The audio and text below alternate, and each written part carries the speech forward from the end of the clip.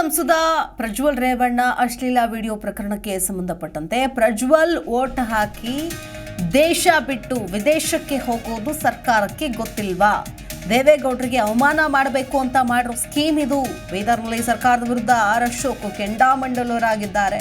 ಸಿದ್ದರಾಮಯ್ಯನವರ mobile track ಮಾಡಿ ಎಲ್ಲವೂ ಗೊತ್ತಾಗುತ್ತೆ. ಎಲ್ಲ ಎಪಿಸೋಡ್ ನೋಡಿದ್ರೆ ಸಿಎಂ ಅವರೇ ವಿದೇಶಕ್ಕೆ ಕಳಿಸಿದ್ದಾರೆ ಅನ್ಸುತ್ತೆ. ರೇವಣ್ಣ ಮಾಡಿರೋದು ತಪ್ಪು ಅಂತ ಗೊತ್ತಿದ್ರು ಸರ್ಕಾರ ಯಾಕೆ ಸುಮ್ಮನಿತ್ತು ಹಾಗಾದ್ರೆ ಅಂತ ಪ್ರಶ್ನೆ ಮಾಡಿದ್ದಾರೆ ಆರ್ ಅಶೋಕ್. ಕಾನೂನು ಸುವ್ಯವಸ್ಥೆ ಇರೋದು ರಾಜ್ಯ ಸರ್ಕಾರದ ಕೈಯಲ್ಲಿ. ಪ್ರಜ್ವಲ್ ರೇವಣ್ಣ ಮತ ಹಾಕಿ ವಿದೇಶಕ್ಕೆ ಹೋಗೋದು ಸರ್ಕಾರಕ್ಕೆ ಗೊತ್ತಿರಲಿಲ್ವಾ? ಘಟನೆ ನಡೆದು 15 ದಿನ ಆದರೂ ಪ್ರಕರಣ ದಾಖಲಿಸಲಿಲ್ವಾ? ಇಂಟೆಲಿಜೆನ್ಸ್ನವರು ಏನು ಮಾಡ್ತಾ ಇದ್ರು? ನಿಮ್ಮ ಕಾನೂನು ಸುವ್ಯವಸ್ಥೆ ಕೇಂದ್ರ ಸರ್ಕಾರಕ್ಕೆ ಅಂತ ಬರೆದುಕೊಡಿ.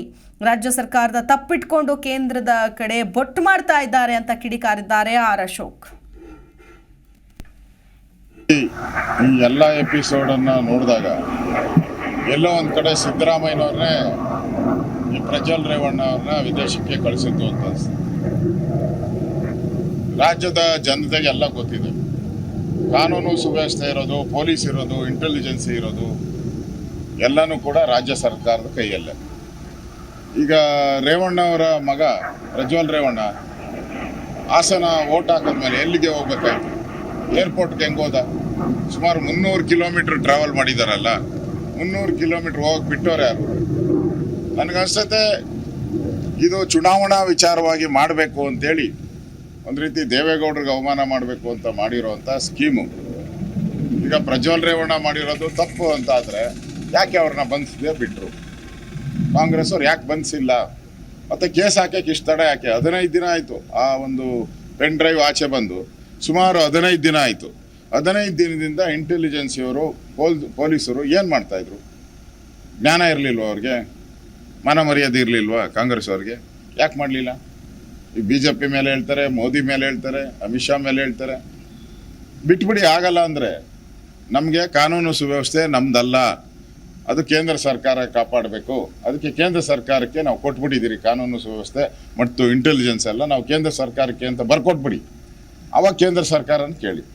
ಅದು ಬಿಟ್ಬಿಟ್ಟು ನೀವು ಮೋದಿಯವರು ಅಮಿತ್ ಶಾ ಅವರು ಅಂತ ಹೇಳಿದ್ರೆ ನಿಮ್ಮ ತಪ್ಪನ್ನು ಇಟ್ಕೊಂಡು ಬೇರೆಯವ್ರ ಮೇಲೆ ಯಾಕೆ ತಪ್ಪು ಹೊರಿಸ್ತೀರ?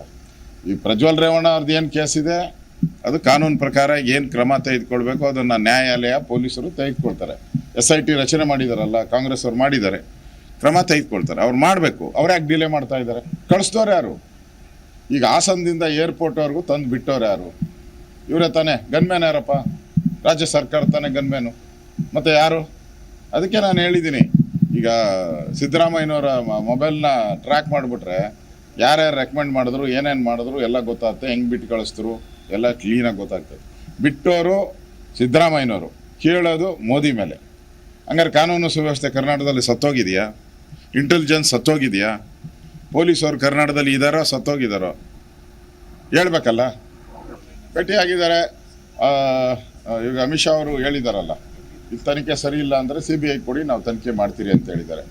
ಒಟ್ಟಲ್ಲಿ ನೇಹಾದು ಏನಿದೆ ಅದೊಂದು ಲವ್ ಜಿಹಾದ್ ಕೇಸು. ಕರ್ನಾಟಕ ಸರ್ಕಾರ ಅದನ್ನು ಮುಚ್ಚಾಕುವಂಥ ಪ್ರಯತ್ನ ಮಾಡ್ತಾ ಇದೆ.